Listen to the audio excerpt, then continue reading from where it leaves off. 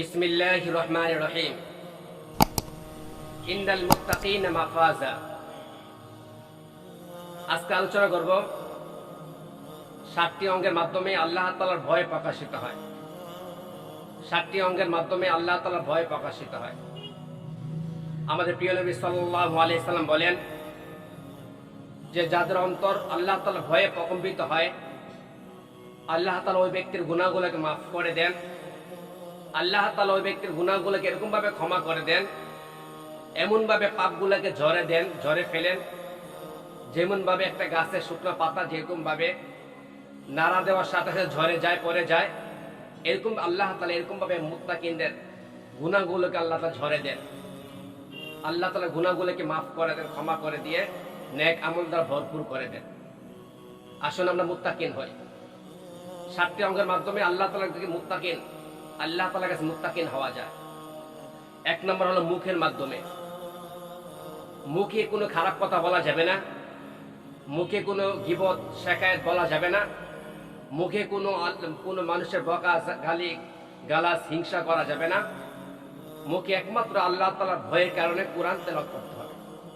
আল্লাহ তাআলার ভয়ের কারণে মুত্তাকিন ব্যক্তি আল্লাহ তাআলার জিকির করে, আল্লাহ তাআলার প্রশংসা করে, সবসময় আল্লাহ তাআলার হুকুমগুলা মানা এবং মানার মাধ্যমে যে মাদ্দা সৃষ্টি হয়, সেই মাদ্দাটা মানুষের মুখের মাধ্যমে সৃষ্টি হয়। এই জন্য মুখের মাধ্যমে আল্লাহ তাআলা ভয় প্রকাশিত হয়। 2 নম্বর উদর, পেটের মাধ্যমে। যে মুত্তাকিন ব্যক্তি কখনো হারাম খাবার খাবে না, মুত্তাকিন ব্যক্তি কখনো মানুষের ক্ষতি করবে না, মানুষ থেকে অন্যায়ভাবে জুলুম করে টাকা পয়সা ইনকাম করে, হারাম ইনকাম করে কখনো নিজের পেটের মধ্যে ভরবে না। আল্লাহ তাআলা যখন মানুষের হিসাব নেবেন, আল্লাহ তাআলা প্রত্যেকটা মানুষের পেটের হিসাব নেবেন, যে এই পেটের মধ্যে কি ধরনের খাবার প্রবেশ করিয়েছ। যে বান্দা যখন পেটের মাধ্যমে যখন হারাম ঘুষখোর খেয়ে ঘুষ দিয়ে যখন পেট পূরণ করে, তখন কখনো মুত্তাকিন হইতে পারবে না। মুত্তাকিন ব্যক্তি আল্লাহ তাআলার ভয়ে যে নিজের পেটকেও হেফাজত করে। যে খাবার খাওয়ার সময় সে হালাল হারাম বেছে খাবার খায়, তাহকিক করে খাবার খায়। একবার নবী করিম সাল্লাল্লাহু আলাইহি সাল্লামের প্রিয় সাহাবী, সবচেয়ে বড় সাহাবী হযরত আবু বকর রাদিয়াল্লাহু আনহু যখন শুনলেন যে তার গোলাম মুসলিম হওয়ার আগে অমুসলিম অবস্থায় যখন পূজারী ছিল, তখন ওই মূর্তি পূজার খাবার কিছু এনে যখন হযরত আবু বকর রাদিয়াল্লাহু আনহুর ক্ষুধার্তের কারণে, যখন আবু বকর এত ক্ষুধা ছিল, নবী করিম সাল্লাল্লাহু আলাইহি ওয়াসাল্লাম সাহাবী সবসময় তাহকিক করে খাবার খাইতেন।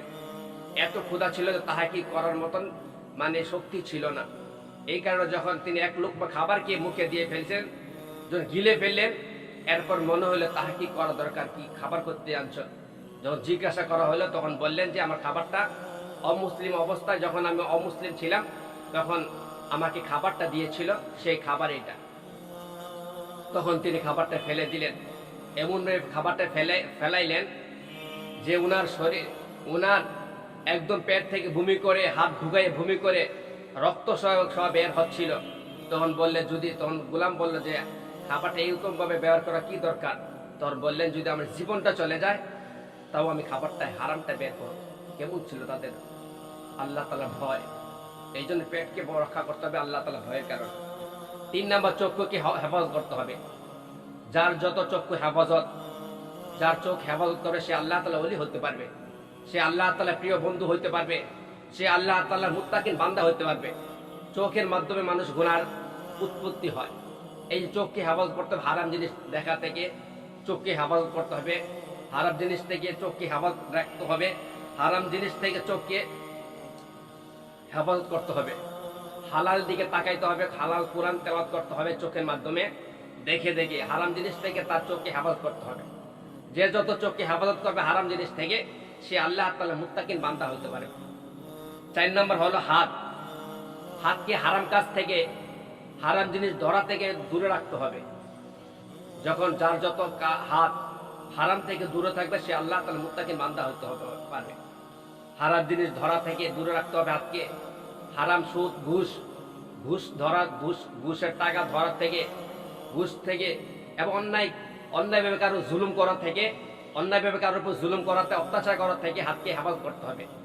যার যত হাত আল্লাহ তাআলার ভয়ে সে হারাম থেকে, অন্যায়ভাবে জুলুম করা থেকে দূরে থাকবে, সে আল্লাহ তাআলার মুত্তাকিন বান্দা হইতে পারবে। এই জন্য সাহাবায়ে কেরামরা কখনো হাত দ্বারা অন্যায়ভাবে কাউকে হত্যা করতেন না, অন্যায়ভাবে কারো কোনো জুলুম করতেন না, অন্যায়ভাবে কারো কোনো মালকে বক্ষণ করতেন না, অন্যায়ভাবে কারো মালকে ছিনাই আনতেন না হাত দ্বারা। তাদের হাতগুলো ছিল আল্লাহ তাআলার ভয়ে, তারা সবসময় কম্পিত থাকতেন, অন্যায়ভাবে জুলুম করতেন না। সাহাবা জানানোর ঘটনা আছে, হযরত উমর ঘটনা আছে, যে একজন সাহাবীকে তিনি একটা থাপ্পড় দেওয়ার কারণে তিনি বললেন, তোমার হাত দ্বারা আমাকে থাপ্পড় দাও। ঠিক আছে, তারা এবং আল্লাহ তাআলা ভয়ে তারা এরকম ভাবে তারা আল্লাহ তাআলা ভয়ে তারা ভয়ে তাদের অন্তর কম্পিত হতো। পাঁচটা পার মাধ্যমে পাকে আল্লাহ তাআলার নাফরমানি থেকে, আল্লাহ তাআলার নাফরমানি পথ থেকে ফিরে রাখতে হবে। পায়ের মাধ্যমে মানুষ অন্যায় কাজ বেশি করে, পাও দেয়, হেঁটে হেঁটে যায়, চোখ দ্বারা দেখে, হাত দ্বারা ধরে, পাও দ্বারা তারা বেশি বেশি করে হেঁটে হেঁটে যায়। এই জন্য পাওকে হারাম কাজ থেকে আল্লাহ তাআলা ভয়ে হারাম কাজ থেকে বেঁচে রাখতে হবে। আর বেশি বেশি পাও দ্বারা আল্লাহ তাআলার দিকে যাইতে হবে, আল্লাহ তাআলার রাস্তায়, আল্লাহ তাআলা মসজিদে দিকে পাও দ্বারা হেঁটে হেঁটে যাইতে হবে। তাহলে আল্লাহ তাআলা মুত্তাকিন বান্দা হওয়া যাবে। মুত্তাকি বান্দার সিফত হলো যে তারা আল্লাহ তাআলার ভয়ে সে মসজিদে সবসময় পা দিয়ে হেঁটে হেঁটে যায়। এই জন্য মুত্তাকিন ব্যক্তির সিফত হলো পাকে হেফাজত করতে হবে। 6 নম্বর হলো মুত্তাকিনের সিফত হলো, মুত্তাকিন ব্যক্তির আল্লাহ তাআলা ভয় আসে 6 নম্বর মাধ্যমে, অন্তরের মাধ্যমে। অন্তরকে হিংসা থেকে দূরে রাখতে হবে। অন্তর যত হিংসা থাকবে সে মুত্তাকিন বান্দা হইতে পারবে না। মুত্তাকিন বান্দার অন্তর থাকবে ফ্রেশ, কখন হিংসা থাকবে না, হিংসা বিদ্বেষ থাকবে না, অহংকার থাকবে না। মনের মাত্র একমাত্র আল্লাহ তাআলা ভয়ে সে আল্লাহ তাআলার জন্য সে অন্তর থেকে হিংসাকে বের করে দিবে, অহংকারকে বের করে দিবে, কারো প্রতি কোনো হিংসা থাকবে না। এই জন্য মুত্তাকিন ব্যক্তির সিফত 6 নম্বর সিফত হলো সে অন্তরকে পবিত্র রাখতে হবে আল্লাহ তাআলা ভয়ে। আর 7 নম্বর হলো ইখলাস। 7 নম্বর মুত্তাকিনের সিফত হলো ইখলাসের মাধ্যমে। সেই ইখলাস যা কিছু করে একমাত্র আল্লাহ তাআলার জন্য করবে, ইখলাস খাস নিয়তে করবে একমাত্র আল্লাহ তাআলার জন্য। আখলিস দীনাকা ইয়াকফিকাল আমালুল কলিল। ইখলাস সে যে অল্প আমল হোক না কেন, সে যদি ইখলাস অনুযায়ী হয় তাহলে আল্লাহ তাআলা কবুল করবেন। ইখলাসের মাধ্যমে আল্লাহ তাআলা প্রত্যেকটা মানুষকে আল্লাহ তাআলা ইখলাসের মাধ্যমে, আর ইখলাস দেখবেন আল্লাহ তাআলা যে বান্দা আমল করছে কতটুকু ইখলাস ছিল, সে নামাজ পড়ছে কতটুকু ইখলাস ছিল, সে দান খরচ করছে কতটুকু ইখলাস ছিল, নাকি মানুষদের দেখানোর জন্য নামাজ পড়ছে, নাকি মানুষকে দেখানোর জন্য সে ইবাদতগুলো করছে, নাকি মানুষকে দেখানোর জন্য সে কি করে দান খরচ দান সাদকা করছে, এটা আল্লাহ তাআলা দেখবেন, ইখলাসটা দেখবেন। এই জন্য আসুন আমরা ইখলাসকে ঠিক করি এবং 7টা সিফতকে আমরা 7টা অঙ্গগুলাকে আমরা একমাত্র আল্লাহ তাআলা ভয়ে এগুলা করি। আল্লাহ তাআলা ভয়ে সবগুলা খারাপগুলোকে ছেড়ে দেয়, একমাত্র আল্লাহ তাআলা ভয়ে সে ভালো কাজগুলো করি। আল্লাহ তাআলা বলেন তারাই মুত্তাকিন যারা আল্লাহ তাআলার ভয়ে এগুলা করে। এই জন্য আল্লাহ তাআলা বলেন, আল্লাহ তাআলা ঘোষণা করেন ইন্নাল মুত্তাকিনা মাফাজা। আল্লাহ তাআলা অন্য আয়াতে বলেন ওয়াল আখিরাতু ইনদা রাব্বিকা লিল মুত্তাকিন, আর পরকাল আপনার প্রতিপালকের নিকট মুত্তাকিনদের জন্য। আল্লাহ তাআলা ইন্নাল মুত্তাকিনা মাফাজা, নিশ্চয় মুত্তাকিনদের জন্য সফলতা রয়েছে। আল্লাহ তাআলা অন্য আয়াতে বলেন ইন্নাল মুত্তাকিনা ফি মাকামিন আমিন, নিশ্চয় মুত্তাকিন নিরাপদ স্থানে থাকবে। আল্লাহ তাআলা মুত্তাকিনদের জন্য অসংখ্য আয়াতের মাধ্যমে আল্লাহ তাআলা বলে দিয়েছেন। আল্লাহ তাআলা মুত্তাকিনদের সম্পর্কে আল্লাহ তাআলা অসংখ্য আয়াত বলেন।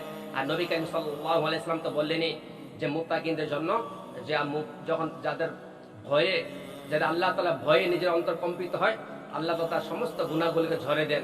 যেরকম গাছের পাতাগুলোকে শুকনো পাতা ঝরে ফেলে, এরকম ভাবে ঝরে ফেলে। আসুন আমরা আল্লাহ তাআলা ভয়ে এই 7টি অঙ্গকে আল্লাহ তাআলার জন্য হেফাজত করি এবং আল্লাহ পাক রব্বুল আলামিন আমাদের সকলকে হেফাজত করার তৌফিক দান করুন। ওয়া মা তাওফিক ইল্লা বিল্লাহ।